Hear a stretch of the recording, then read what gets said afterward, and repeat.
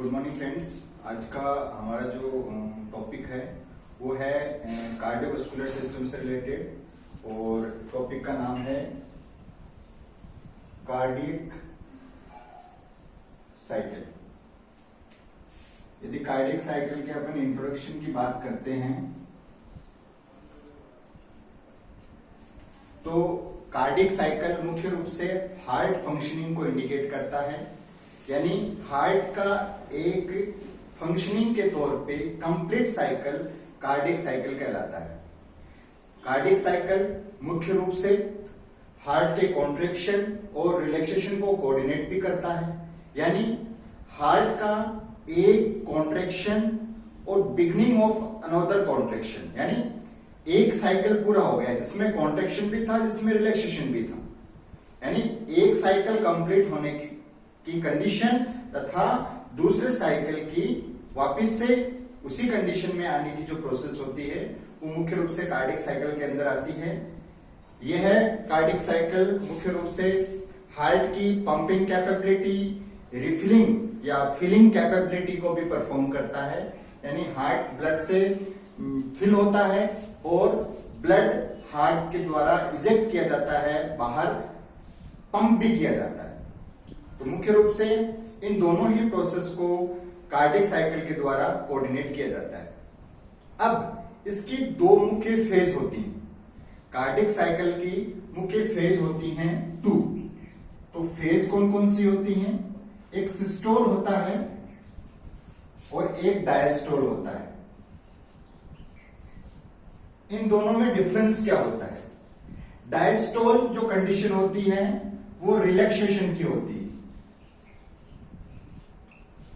और सिस्टोल जो कंडीशन होती है वो कॉन्ट्रैक्शन की होती है, यानी कॉन्ट्रैक्शन की कंडीशन में पंप किया जाता है ब्लड को और रिलैक्सेशन की कंडीशन में ब्लड की फिलिंग होती है। तो कार्डियक साइकिल मुख्य रूप से जिन फेजेस पे आधारित रहता है उसके अंदर फिलिंग प्रोसेस रहती है या फेज रहती है, इसके साथ साथ एम्प्टी फेज रहती है या पंपिंग फेज भी कार्डियक साइकिल के अंदर इंडिकेट की जाती है।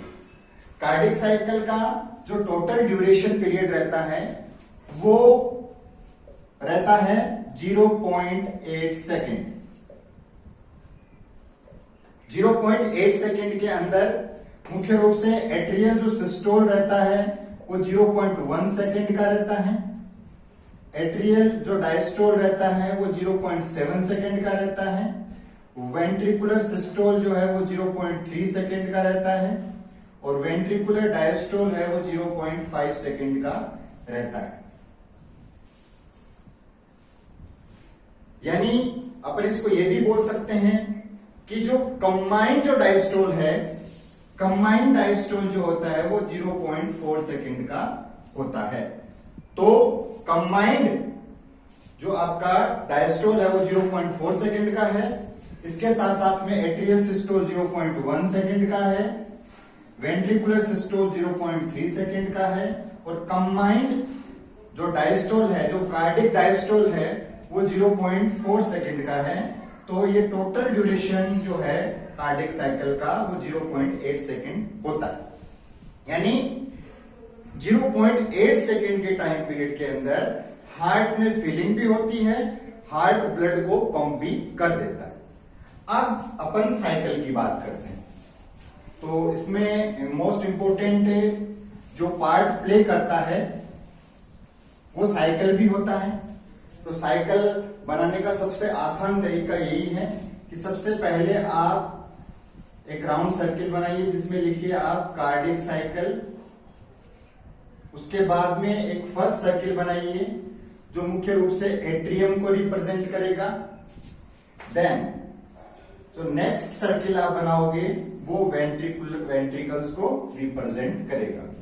आपको पता है टोटल कार्डियक साइकिल ड्यूरेशन होता है 0.8 सेकेंड।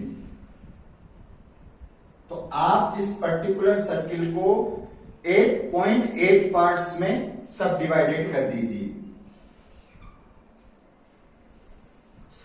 ये 4 में हो गया, ये 5, ये 6, ये 7 और ये 8। तो टोटल जो ड्यूरेशन था उसको अपन ने 0.8 सेकेंड में सब डिवाइड कर लिया।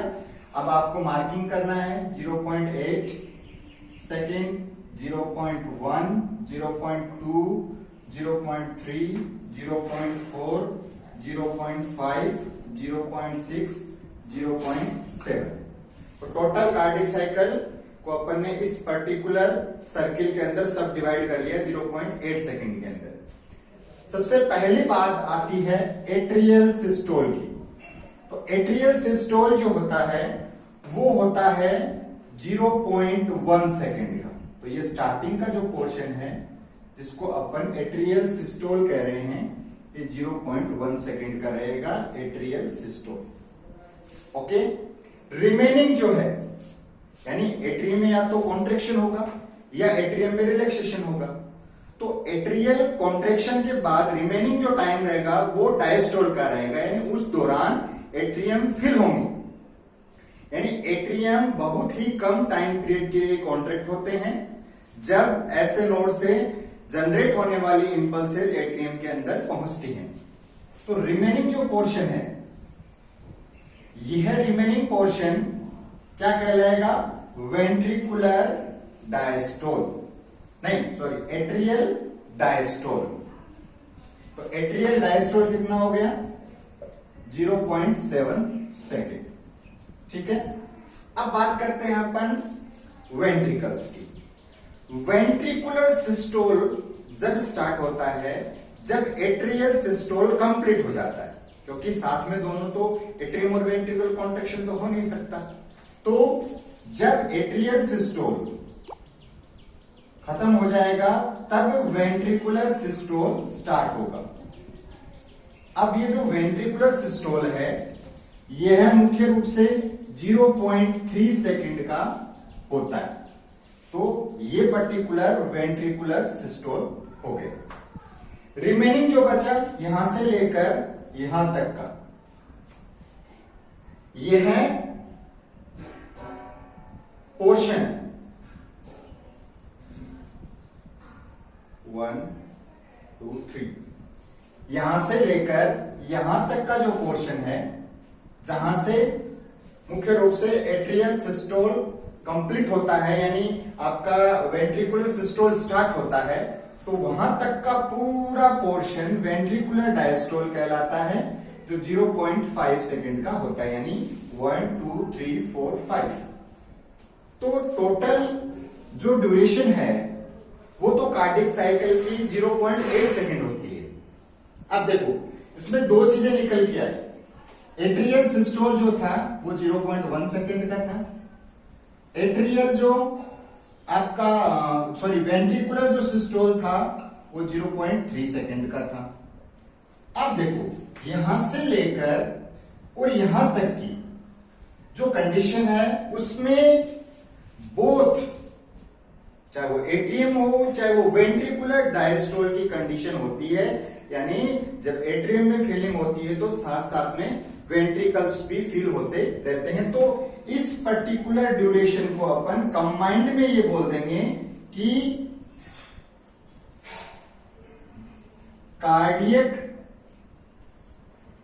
डायस्टोल, यानी बोथ कार्डिक डायस्टोल जो रहता है वो 0.4 सेकेंड का होता है। तो अपन इसमें यहां लिख सकते हैं बोथ कार्डियक डायस्टोल बराबर 0.4 सेकेंड। तो टोटल जो ड्यूरेशन हो गई वो 0.8 सेकेंड की हो गई, यानी टोटल कार्डिक साइकिल का जो ड्यूरेशन है वो 0.8 सेकेंड का हो गया। अब ये तो कार्डिक साइकिल था। कार्डिक साइकिल में atrial systole 0.1, remaining atrial diastole 0.7 second, उसके बाद में 0.3 सेकेंड का वेंट्रिकुलर सिस्टोल और रिमेनिंग 0.5 सेकेंड का वेंट्रिकुलर डायस्टोल होता है। तो एक कार्डिक साइकिल की बात आ गई। अपन ने इसको अलग अलग भी बता दिया क्योंकि कॉम्पिटिटिव एग्जाम के हिसाब से कई बार अलग भी पूछ लिया जाता है कि ये पर्टिकुलर टाइम पीरियड कितना होता है। अब अपन थोड़ी सी बात करेंगे कि जो कार्डिक साइकिल है उसकी जो फेज होती है उसमें कौन कौन सी कंडीशन अपीयर होती है, यानी डायस्टोल की कंडीशन में क्या होता है और सिस्टोल की कंडीशन में क्या होता है। सबसे पहले बात करेंगे अपन डायस्टोल। डायस्टोल की जो कंडीशन होती है उसके अंदर मुख्य रूप से फीलिंग होती है ब्लड की, ठीक है। ब्लड की फीलिंग होती है और ब्लड की जब फीलिंग होती है उस दौरान एवी वाल्व जो रहता है वो हमेशा ओपन रहता है, यानी एट्रियम से ब्लड वेंट्रिकल्स में आता है। राइट एट्रियम से राइट वेंट्रिकल में, लेफ्ट एट्रियम से लेफ्ट वेंट्रिकल में। अब इन दोनों वेंट्रिकल एट्रियम में ब्लड कहां से आता है? राइट एट्रियम में superior vena cava, inferior vena cava, और लेफ्ट एट्रियम के अंदर जो पल्मोनरी वेन होती है उनके द्वारा ब्लड आता है। अब ये वाल्व अभी ओपन है, जब ये क्लोज होगा तब एक आवाज आएगी लब की। जो लब और डब जो साउंड होते हैं वो कब क्रिएट होते हैं? जब एवी वाल्व क्लोज होता है तो लब साउंड क्रिएट होता है। अब दूसरी जो कंडीशन होती है वो होती है सिस्टोल की। सिस्टोल की कंडीशन में ब्लड को पंप किया जाता है, ठीक है। इस दौरान सेमी लूनर जो वाल्व होते हैं वो ओपन रहते हैं। अब इस दौरान वेंट्रिकल्स क्या होंगे? कॉन्ट्रैक्ट होंगे, उनमें कॉन्ट्रैक्शन होगा और ब्लड पल्मोनरी आर्टरी के द्वारा लंग्स में चला जाएगा और अयोटा के द्वारा बॉडी में चला जाएगा।